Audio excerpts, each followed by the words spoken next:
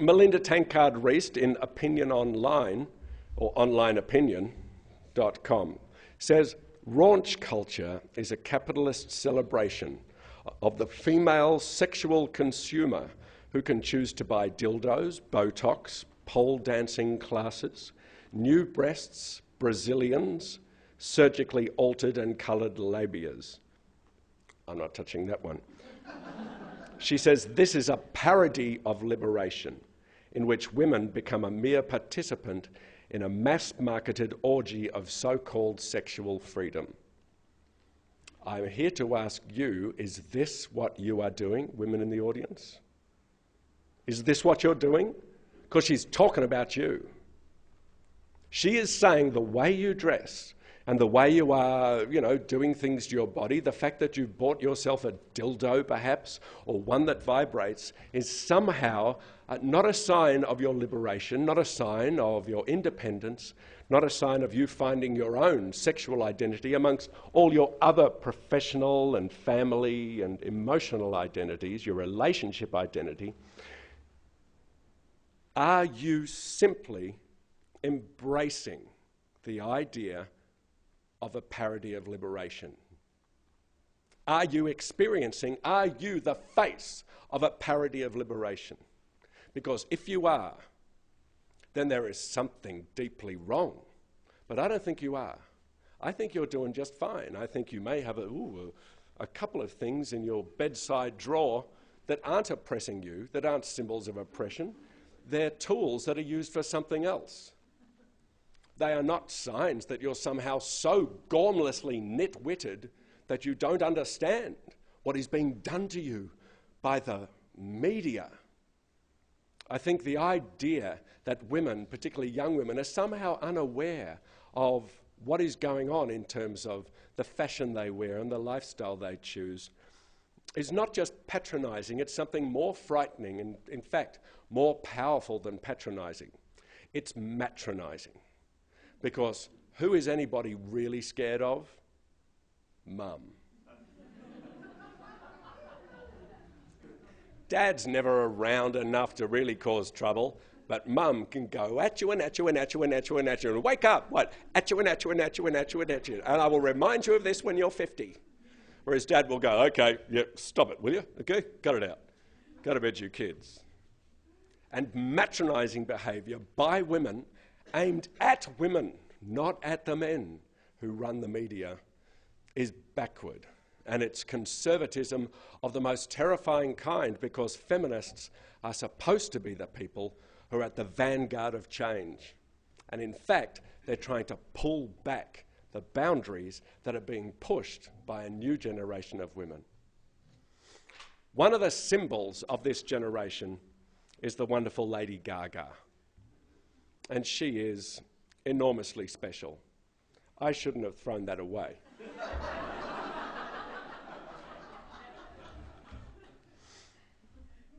Lady Gaga has a film clip for a song called Telephone, and she's in a jail and she's wearing really sassy clothes and she's walking around in like a diamante black bikini for a while, and she's, going sass you and call me and I'm not calling you, and I don't know, who knows what she's singing about. But what she's doing outraged Melinda Tankard-Reist. She was appalled, and I can only use her words to describe this film clip because my own you've just heard. But Tankard-Reist says, in a women's prison, Gaga gets stripped by two rugged lady guards. Her barely pixelated genitals and breasts are freeze-framed. Her boyfriend calls her, but she tells him she's kind of busy right now, then cavorts with her sexy inmates in skimpy bra and knickers. Now, some argue, she says, this is the radical bit. Well, no, it's not. She wants to be herself and have fun, she says, with the girls and not be bothered by a man. Now, this fun includes, says Tankard-Reist, watching two jailbirds fight, one kicking in the other one's head with her stilettos and punching in the face as inmates cheer. It includes being submissive to a heavily tattooed butch lesbian. That's a bit of a judgment. and she says, I hate to spoil the surprise, but she's in leather, in the prison yard, who touches Gaga up while pulling a mobile out of her pants. Cue lingering camera shot on Virgin Mobile.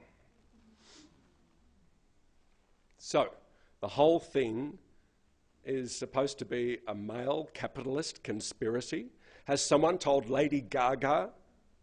Because I don't think Lady Gaga would agree. I think Lady Gaga would say, I'm being ironic, and I'm using the imagery that young people are familiar with now. We've got shows like CSI, which are on prime time, where the murders are so grisly, I can't watch the damn thing. We have Law and Order, Special Victims Unit.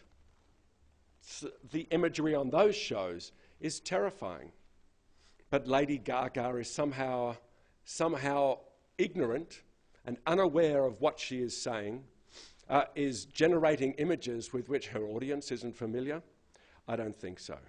Is she the innocent? Is she a naive bystander in her own moral car crash? I don't believe so. I believe, like Madonna, she is a ferociously smart young woman.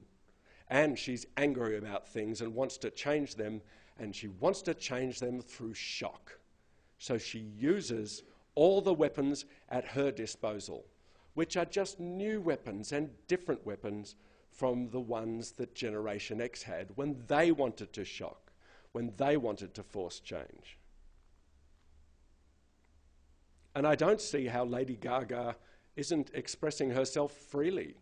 She's saying exactly what she wants. And if it sells a few Virgin Mobiles, well, it's funny, because she's dressed like a prostitute, but her phone is a Virgin. Anyone who can't see that juxtaposition as vaguely humorous and ironic is, well, not thinking about it hard enough.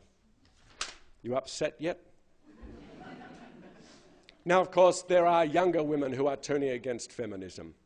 And this, I think, is a genuine worry, because that means they're not reading about it. And so they're not looking at the issues, some of which are ancient, some of which are new and fresh. The last 20 years has seen an enormous amount of pressure put on women in terms of work life and family life, and trying to juggle all of them, while him indoors is sitting there going, yep, just a second, honey. Go, Macca, go, you good thing. Yeah, just a second. Men haven't changed. Women are bearing too much of the burden. But if women aren't going to be reading the books, they are disengaged not only with the movement, but with each other, and disengaged from their own connection to people who could help them, i.e. the sisters. And if you women play your cards right, your brothers. Because who don't feminists talk to? Who don't feminists want to hear from? Men. Who is the problem? Until feminist thinkers get this into their head, it will just slowly flump along the way it is now. And of course, feminists want to add more distance to this gap by complaining that Generation Y's women's sexual expression is just proof that they're victims of a male conspiracy to sell telephones.